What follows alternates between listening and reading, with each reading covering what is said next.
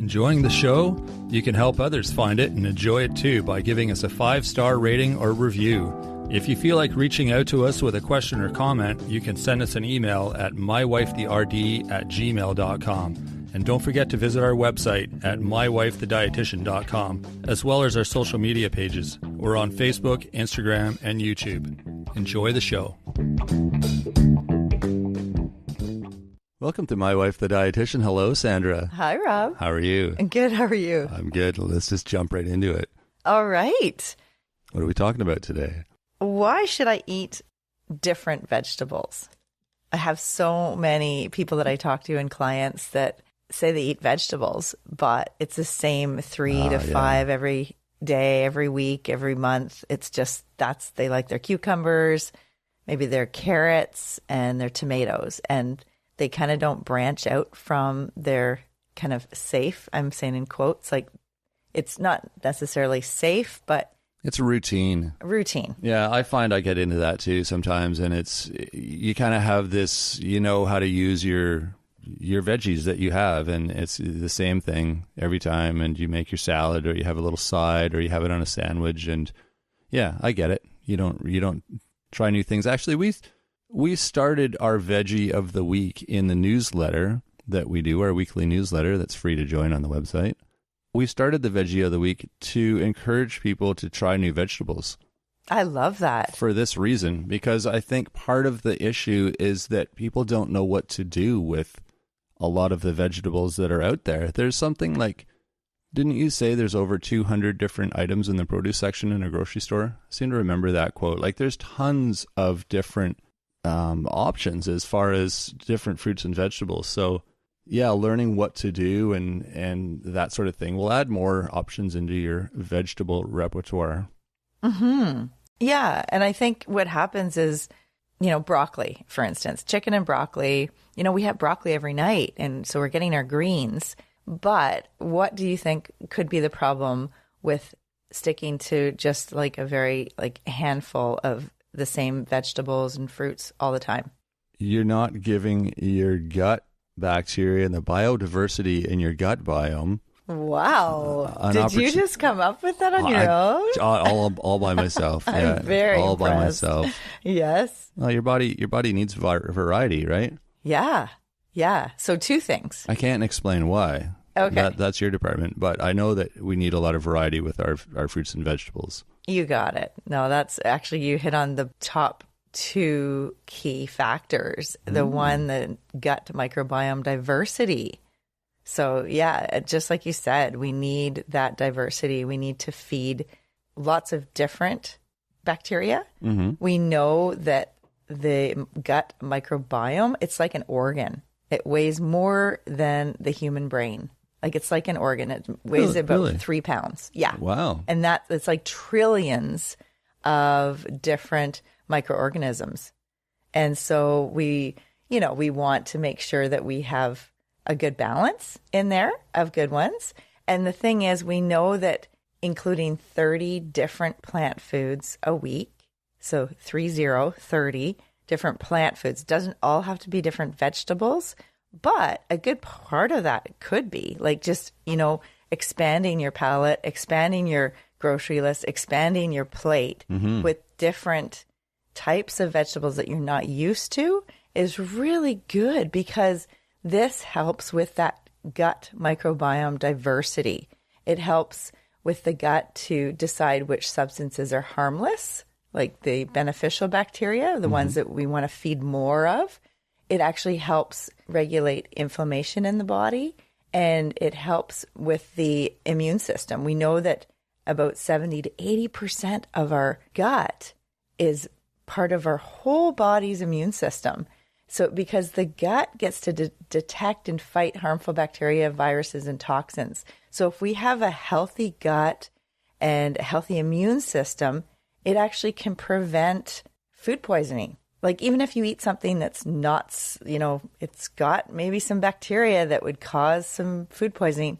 If someone's got a weakened immune system or their gut diversity isn't that diverse, then they could be setting themselves up for possibly food poisoning or getting sick more often. Or so it really actually it helps make your immune system more robust so that you can fight off different infections. No, that makes a ton of sense.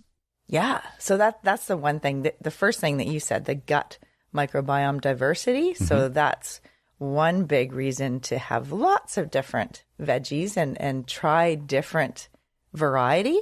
The other thing is, and you mentioned this too, is the nutrient gaps. So true, right. There's definitely, you could be missing out on key vitamins and minerals and phytonutrients if you're not getting a wide variety. Well, that makes a lot of sense. And I know I did a food survey or food frequency test as part of the nutrigenomics thing that we did. And I checked most of the boxes for all my, food requirements and nutrients and vitamins and minerals and all that, partly because I just eat a lot of food. Yes. So I'm getting that variety just through the quantity of food that I eat, but I also eat a large variety of food. So there wasn't any like areas where like, oh, you're like deficient in this certain area because I think I was just covering everything just by loving food and eating everything on my plate. Yeah. And and everyone else's plate. It's actually interesting you say that because a lot of people that I work with, a lot of people that I talk to, they're probably under fueling. People are not getting enough calories, mm-hmm. and then they don't get their nutrition. And then that puts their health at risk in terms of their immune system, their strength, their energy, their cravings. If you're under fueling, you're likely to, have cravings later in the day. We've talked about this over and over again. We've talked to Gina Warfield last week about the mindful eating. Mm-hmm.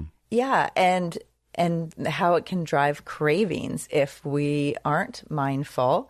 But also, we are creatures of habit. We get stuck in routine. But I think people get stuck in this like idea of calories in, calories out, and they worry about like the amount of food. But if you're eating more vegetables, more fruits, more whole foods, you're likely going to be able to self-regulate. You can listen to your appetite. You can listen to your fullness cues. You won't have those binging episodes and cravings, and your body's going to be stronger for it. And that's the thing. I mean, we need lots of food to get the right nutrition, to get the vitamins and the minerals that our body needs. Mm-hmm. One thing I'll add to that too, I've been doing a job recently. I usually work at home, and recently I've been on a job site working, and it's a totally different kind of environment. Like you're so focused because everyone else there is so focused on getting things done and getting the job done and the next task and what's next and who's doing this and who's doing that eating doesn't, it drops to the bottom of the priority list. Mm-hmm. And you might squeeze a sandwich in here if you're lucky. Mm-hmm. It might be like 3 hours after your lunch when you finally have a little bit of time.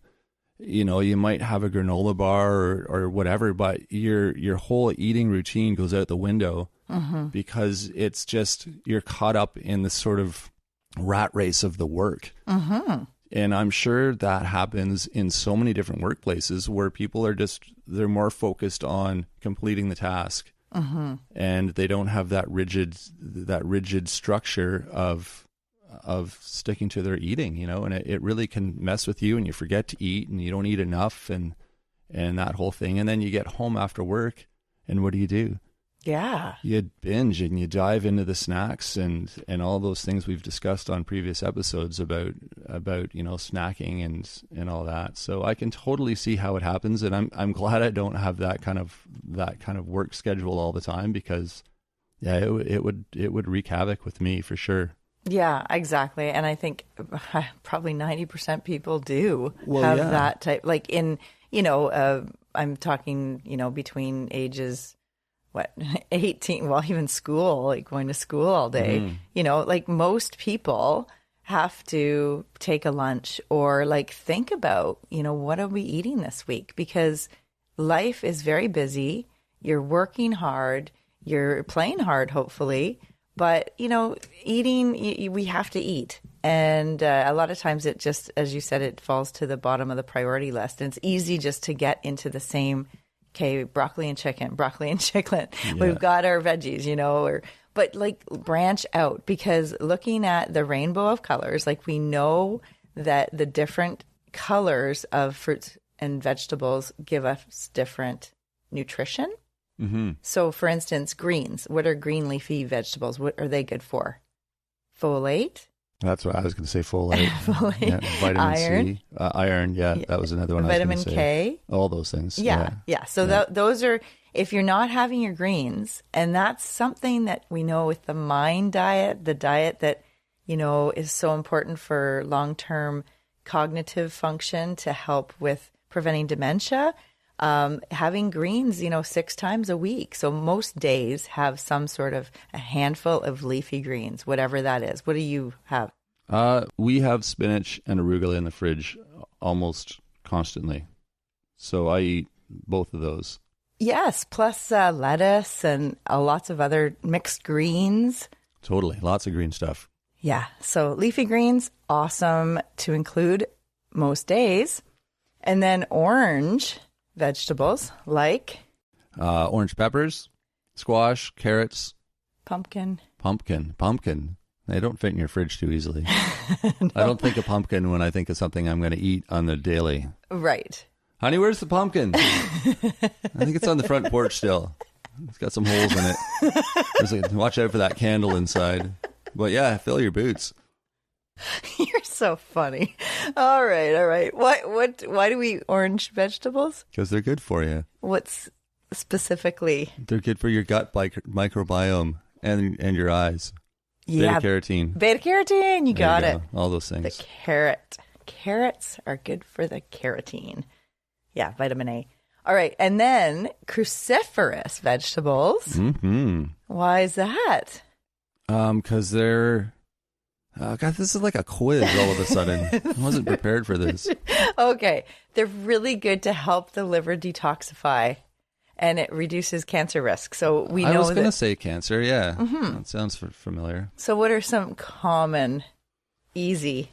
Cruciferous. Well, the first thing I think of is broccoli, cauliflower. Yeah. But also arugula. Yes. Cruciferous. And what's that other one? A cabbage? Is cabbage cruciferous? Yes.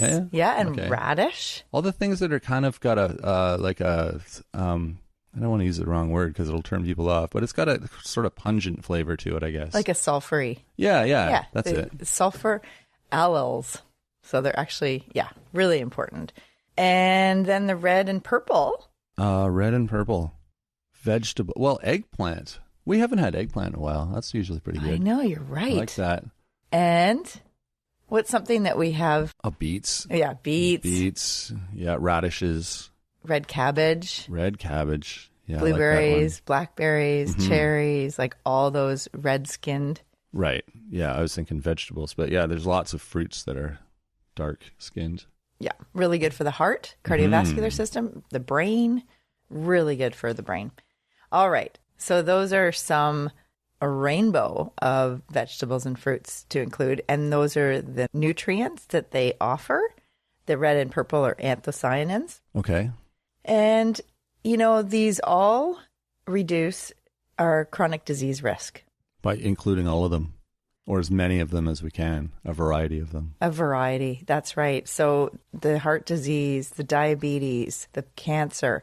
So all these variety of different vegetables. So that's another big reason to not just stick to, even if you're eating 5 different colors, but they're all the same ones all the time. Right. Like cucumbers, carrots, tomatoes. These are really common ones that I hear people, that's what they eat. Yeah, celery and apple. Yeah, like branch out and try other ones too. So include more instead of just changing it and not having the cucumbers anymore. Add more. Mm-hmm. So what's your recommendation as far as or strategy maybe? How do you encourage people to do this? Add one new one a week? How often should we be trying to up the variety? Good question. Episode 87 is 5 ways to include more veggies. Yeah. I think. We did that one. So, and we'll put that in the show notes. So it's a good one to listen to about how to. Mm-hmm. This is more about the why. So would you say like try like every day to just have something new, or every time you go shopping, throw a new veggie in your cart and figure out how to use it and just sort of slowly increase your... Yeah, totally depends on the person. It depends on what's going on for them, what their bandwidth is like in terms of the priority with their health and nutrition. Mm-hmm. If you're listening to this, then maybe, it is a priority for you. So this is... something to aim for, and, signing up for a CSA box. So in your local community, if you get the farmer's box or somebody's produce box that you don't control what's in there, you have to get creative, mm-hmm. or the food's going to go bad. So, right. And that increases food waste. We did an episode with Meredith Cushing about food waste. So that's another one we'll put in the show notes. But it's really good to be creative and try to think outside the box in terms of variety. So yeah, hopefully that helps people get an idea of why they should eat more than just their 3 to 5 vegetables that they include every week. Yeah, perfect. And like I said, check out our newsletter through our website. We have our veggie, and we've added fruit, so it's now called the veggie and or fruit of the week. So we give you an idea of something different to try, what to do with it, the health benefits of that particular fruit or vegetable. So there's some ideas there. You can sign up for the website. You can sign up for the newsletter on our website. It's mywifethedietitian.com. And if you have questions for us, feel free to drop us a line through the website as well. You can email us your questions at mywifetherd@gmail.com. We've also got our Ask the Pharmacist segment that we are starting to do with pharmacist Dr. Dean Elby. We discuss food, medication interactions, issues with food and drugs that people are taking or wondering about. So if you have questions related to that, let us know, and we will include them in our next episode with Dr. LB. You can find us on social media as well. We're on Facebook, Instagram, and YouTube. Feel free to reach out to us there as well. If you have feedback for us, you can rate and review the show. That's a great way to let us know how we're doing. You can also just shoot us your comments. Leave us a comment. Email us. Any way to contact us is most welcome. Share with your friends too. That helps us out. It's a great way to let your friends know that you found a great show as well, and I'm sure they'd appreciate hearing the advice that we're offering here every week. So that is it for this week. We will be back next week at the full episode. So until then, have a great week, everyone. Thanks for joining us today on My Wife the Dietitian. If you like what you heard, don't be shy. Leave us a comment or review, and be sure to share our podcast with your friends.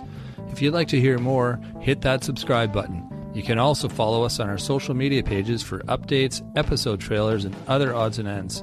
For more info and links on what we discussed on today's episode, check the show notes. We'll be back next week with another informative and fun-filled episode.